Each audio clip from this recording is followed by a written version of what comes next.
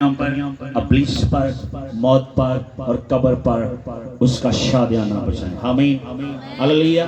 जोरदार तालियां उस जलाली के लिए, उस जिंदा खुदा के लिए, बर्रे के लिए जो तख्त नशीन है, जो खुदा बाप के दाहिने हाथ पर बैठा हुआ है।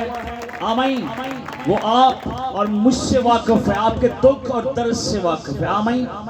और उसी की वजह से आज हमें यहाँ पर थैंक यू जीसस।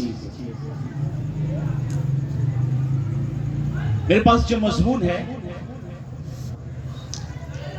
मकाशफा की किताब से 7 कलीसियाओं का मकाशफा, और मुझे पता नहीं मेरे पास वक्त कितने हैं। सर कितने? 5 मिनट हैं? 15 मिनट हैं? 15 मिनट 7 कलीसियाओं का मकाशफा मैं आपके साथ शेयर करने चाह रहा हूं। आमीन। ठीक है। 7 का जो अदद है ये बनी इसराइल के लिए बड़ा अहम था। कामलियत का अदद इसको कहते हैं। 7वें दिन खुदावन ने आराम किया। पैदाइश से अगर शुरू करें, और जब नौ के जमाना में खुदा ने तूफाने नौ को थमा दिया तो कौसे कज़ा के 7 रंग हमें नजर आते हैं। माफी के निशान है, फजल के निशान है। नमान कोड़ी को 7 दफा गोते दरिया यरदन में लेने पड़े, और 7 दफा ही यरू की शहर में 7वें दिन 7 चक्कर उनको लगाने पड़े, तब जाकर उनको फतह मिलती है। 7 सलीबी कलमात थे। मत्ती की इंजील में एक जगह पे 7 रोटियों का जिक्र है जहां पर खुदा यीशु मसीह ने बरकत दी और वो फिर मल्टीप्लाई होगी। मकाशफा की किताब में जब हम आते हैं तो 7 मोहरें हमें नजर आती हैं। 7 रूहों का जिक्र है, 7 आफतों का जिक्र है, 7 गुणों का जिक्र है, 7 नरसिंगों का जिक्र है, 7 फरिश्तों का जिक्र है और 7 कलीसियाओं का जिक्र है। इसका मतलब है कि जब खुदावंद यीशु मसीह ने फरिश्ते के वसीला से यूहन्ना रसूल को यह मकाशफा दिया है तो वो मुकम्मल तौर पर सारी कलीसिया के लिए, सारे दुनिया के ईमानदारों के लिए, ना सिर्फ उन 7 खास कलीसियाओं के लिए है बल्कि पूरी दुनिया के ईमानदारों के लिए ये कलाम है। और एक रिवायत के मुताबिक मकाशफा की किताब जो है वो 6 उसकी कापियां बनी थी, फर्स्ट 6 बुक्स, और फिर उनको मुख्तलिफ जो कलीसियां 7 जिनका जिक्र है इनको भेजा गया यहां पर।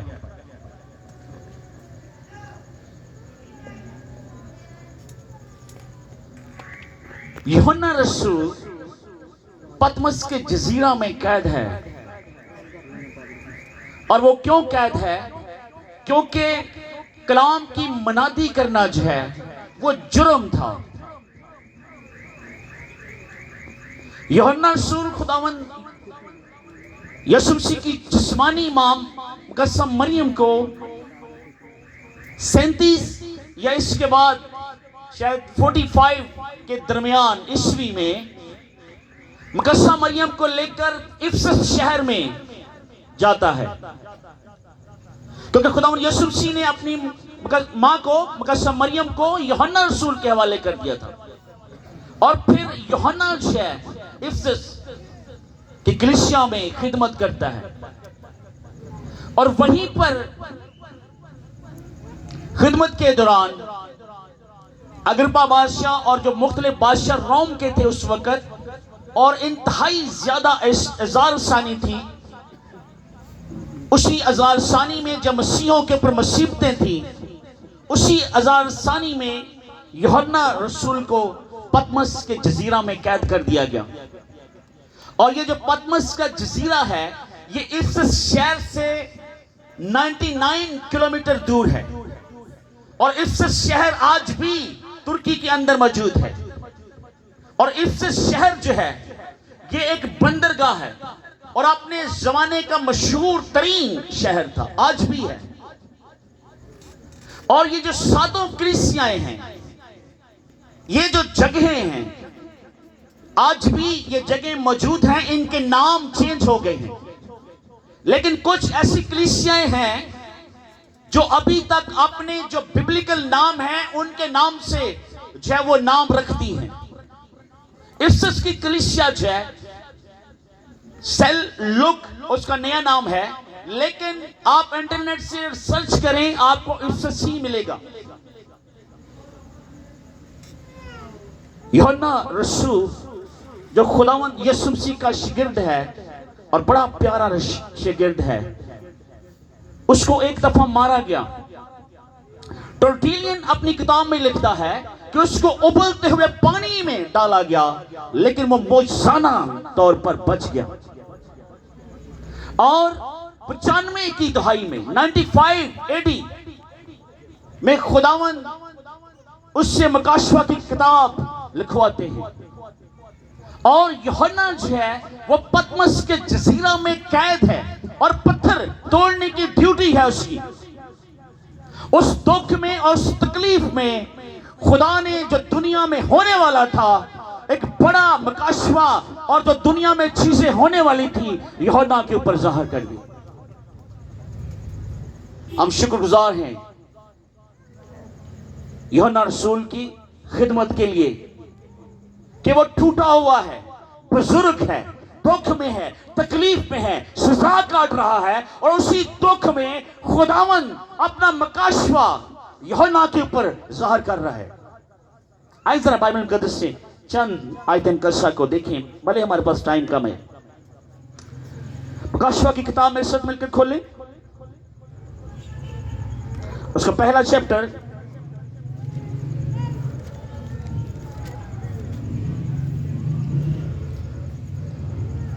मकाशवा की किताब, आखिरी किताब बाइबल मुकद्दस की,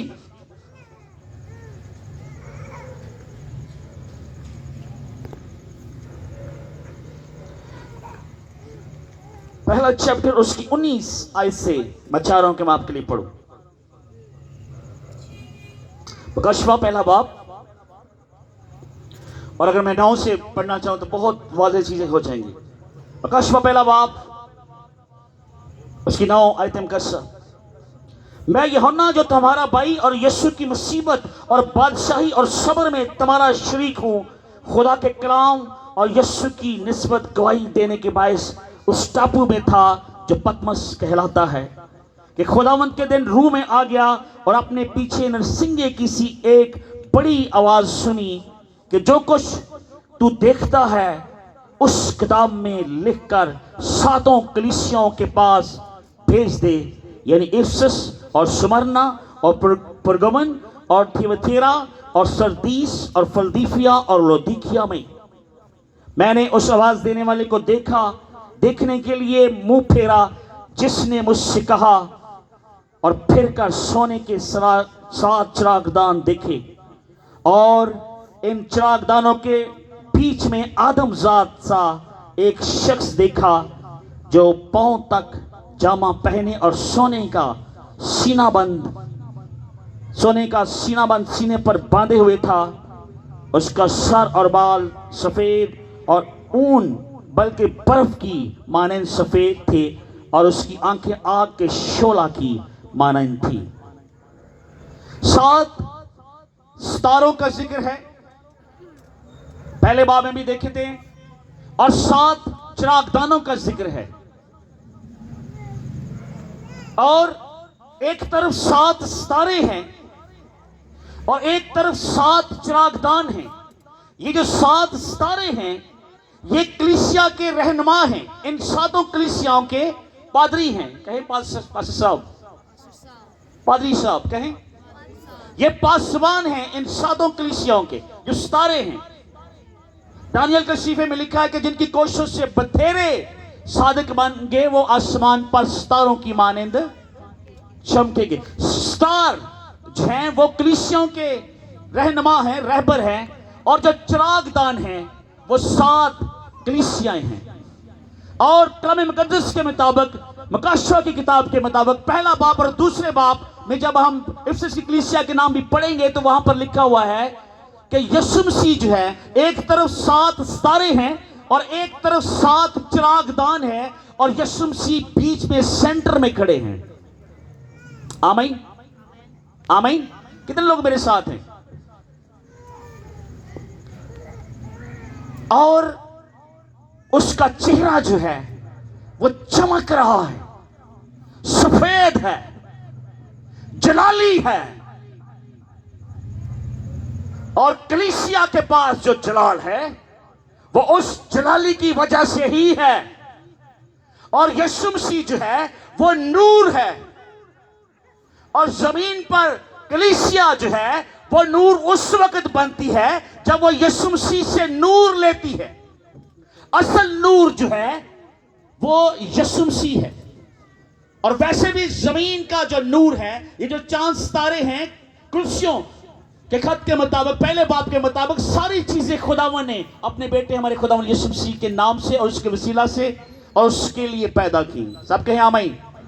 ये चांद, सूरज, सितारे, आसमान और जमीन की सारी चीजें मेरे और आपके खुदा यीशु मसीह के लिए है। आमीन।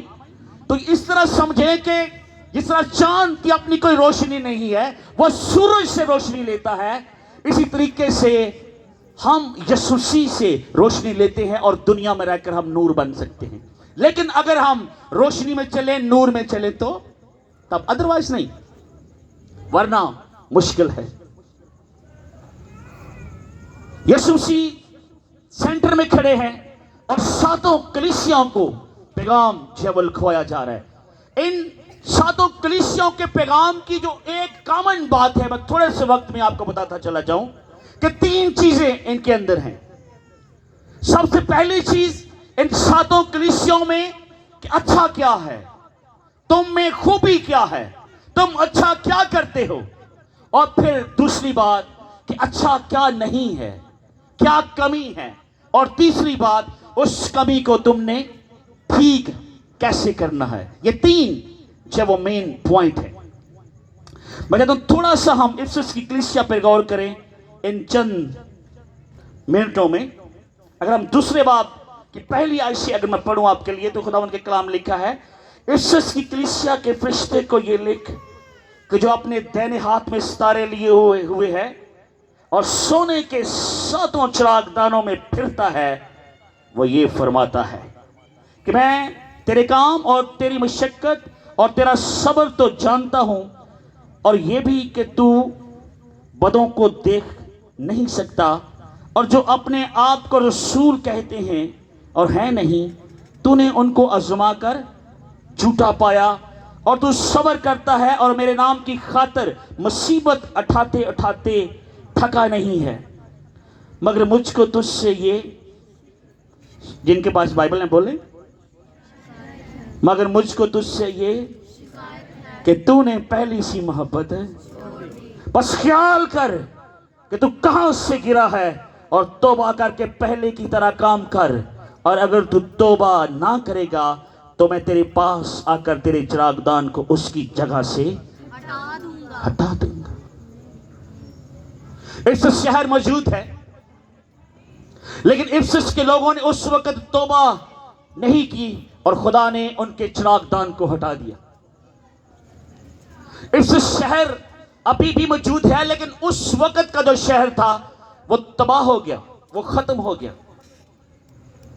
और उसी शहर में यूहन्ना रसूल की भी कब्र थी। 6वीं सदी में उसका मकबरा जो था वो बनाया गया, लेकिन उसके बाद बहुत ज्यादा वहां पर अर्थक्वेक और ज़लज़ले आज भी आते हैं। और जो मेन एरिया है उसको अंताकिया कहते हैं। आज भी वो अंटीक या अंताकिया के नाम से वो जगह मशहूर है, वो सूबा है उनका अंताकिया। और अभी जो पिछले दिनों अर्थक्वेक आया था वो यही एरिया था, वो तबाह हो गया। और आज उन्होंने उन खंडरात को खोद कर, वो जो तमाशागाह जहां पर पौलुस रसूल खिदमत करता था और बहुत सारे खादम खुदा के खिदमत करते थे, उसको खोद कर निकाला है। इन 7 कलीसियाओं को जब यीशु मसीह फरिश्ता के वसीला से यूहन्ना रसूल को पैगाम देते हैं तो एक बड़ी कॉमन बात है, हर कलीसिया को एक जलाली और एक अल्लाही टाइटल से मुखातब करते हैं। इस तरह हमने देखा इफिसस की कलीसिया को, जो अपने दाहिने हाथ में सितारे लिए हुए है और सोने के सातों चिराग दोनों में फिरता है, वो ये फरमाता है। स्मरना के मतलब लिखा है, जो अव्वल वो आखिर है और जो मर गया था और जिंदा हुआ वो ये फरमाता है। पुरगमन की कलीसिया के नाम को ये लिखे, जिसके पास दो धारी तलवार है, वो ये फरमाता है। थियोथीरा की कलीसिया को ये लिख कि खुदा का बेटा जिसकी आंखें आग के शोला की मानंद और पांव खालस पीतल की मानंद है, वो ये फरमाता है। सरदीस की कलीसिया को, जिसके पास खुदा की 7 रूहें और 7 सितारे हैं, वह ये फरमाता है। फिलदिफिया जो कुदूस और बरहक है और दाऊद की कुंजी रखता है और जिसके खोले हुए को कोई बंद नहीं करता और बंद किए हुए को कोई खोलता नहीं, वो ये फरमाता है। तो यीशु मसीह के ये सारे टाइटल्स हैं, क्योंकि जमीन और आसमान का कुल इख्तियार यीशु मसीह के पास है। और यीशु मसीह ने 7 कलीसियाओं को जब पैगाम लिखवाया है, और ये जो खतूत है, खत जो है, ये फरिश्ते के वसीला से, फरिश्ता जो है वो यीशु मसीह से लेता है ये मकाशवा, और फिर फरिश्ता जो है वो यूहन्ना रसूल को लिखवाता है कि ये लिख और ये लिख, और यूहन्ना रसूल, थैंक्स गॉड कि यूहन्ना रसूल वो लिखता जा रहा है उस दुख और गम की घड़ी में भी।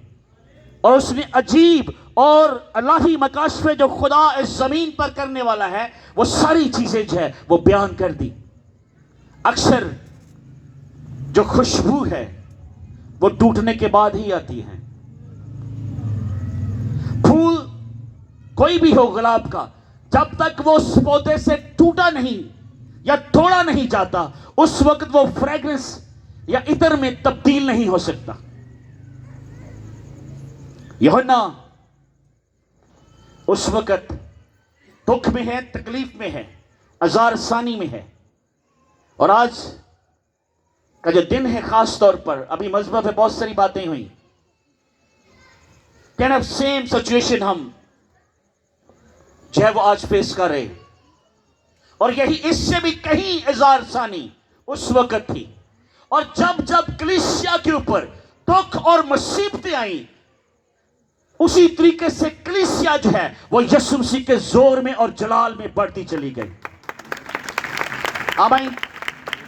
तो जब जब अजार सानी हुई, जब जब कलीसिया को इबादत के लिए रोका गया, जब जब खिदमत के लिए रोका गया, जब जब खादमों पर तशद्दुद हुआ, उसी कदर खुदा का कलाम और ज्यादा उभर कर सामने आया और ज्यादा रूह कुदस के हमें काम है वो नजर आते हैं।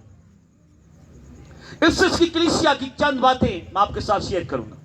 ये वो कलीसिया है जिसमें 5 बड़े मेन खादमों ने खिदमत की, लेकिन एक शिकायत खुदावंद को है। वो कौन से खादम हैं? अगर आप इमाल की किताब पढ़े 18वां बाब और उसकी 18, 19, 20 बाब में बड़ा वाज़ेह क्लियर लिखा है कि पौलुस रसूल अकुला और प्रिस्किला को कुरिन्थस की कलीसिया से लेकर इफिसस में छोड़ देता है और वो वहां पर खिदमत करते हैं और वो खुद चला जाता है। उसके बाद अपुल्लोस आता है जो सिर्फ यूहन्ना बपतिस्मा देने वाले की मनादी करता है, और अकुला और प्रिस्किला उसको सिखाते हैं मसीह के मतलब, और फिर वो रहकर वहां पर मनादी करता है। उसके बाद तीमुथियुस ने भी इफिसस की कलीसिया में खिदमत की। जरा गौर से सुनिए मेरी बात। और पौलुस रसूल खुद वहां पर खिदमत कर रहा है। नंबर 5, यूहन्ना रसूल। टर्टुलियन अपनी एक बुक में लिखता है कि एक दफा एक इबादत खाना में यूहन्ना रसूल भी मौजूद था, और ये यूहन्ना रसूल को मज़बा पर बुलाया गया और उससे पूछा गया कि तू यीशु मसीह के साथ रहा, कोई बात, कोई गवाही हमारे साथ शेयर कर।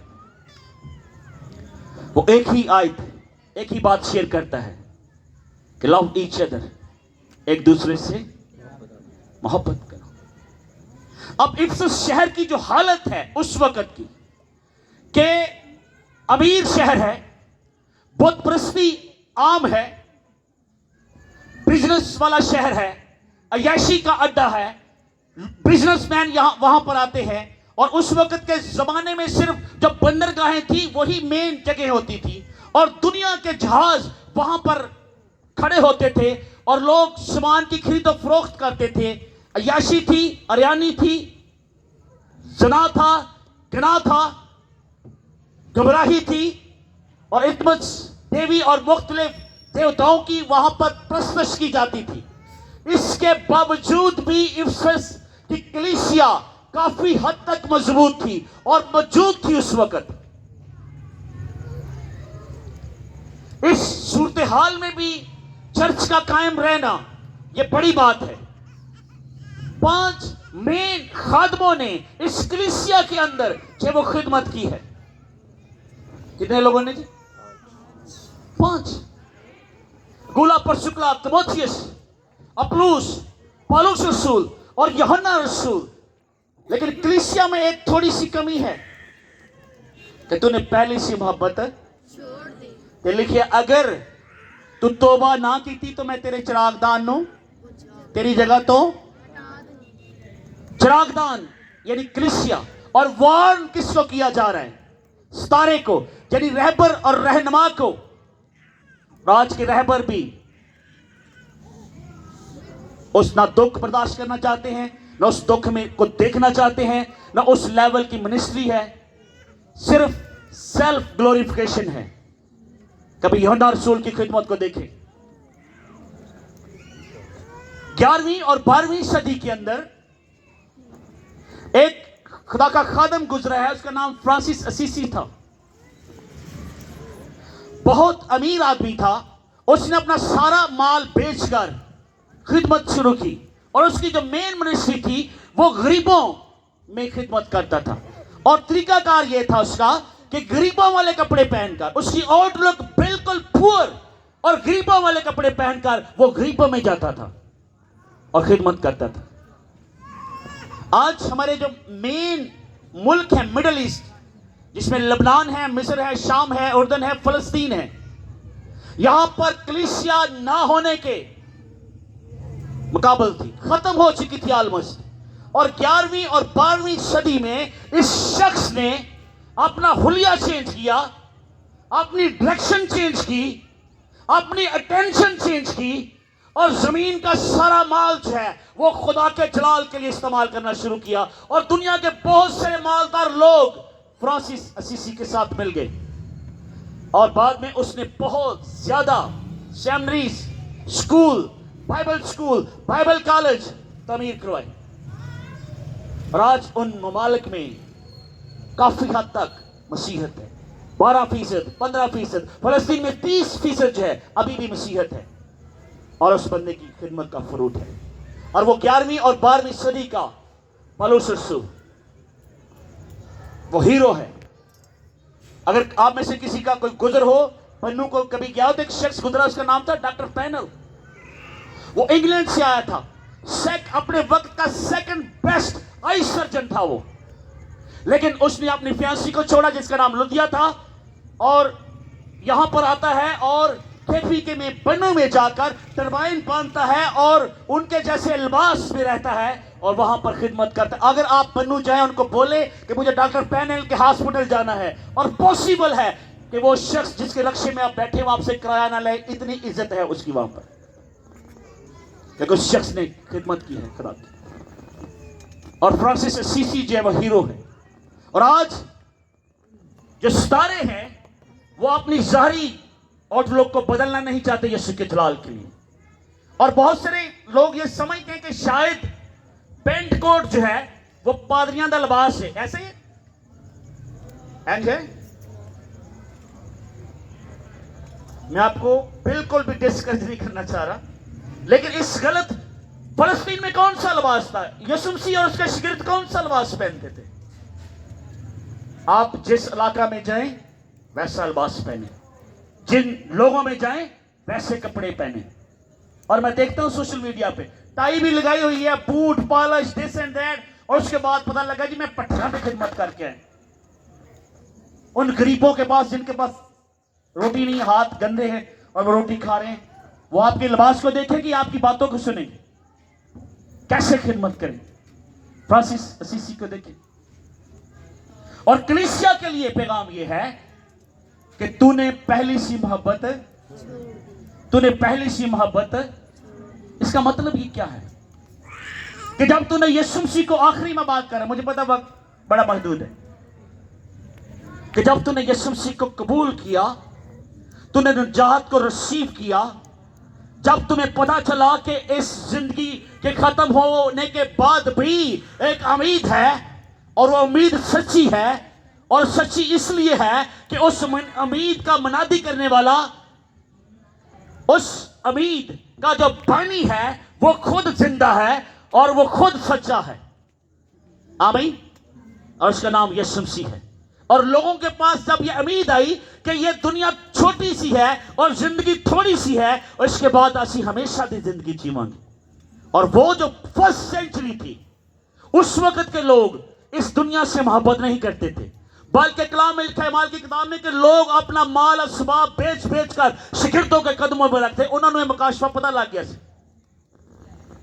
भाई थोड़ा सा ही वक्त है, इधर थोड़ी सी जिंदगी है, बहुत ज्यादा नहीं है, बहुत थोड़ा वक्त है।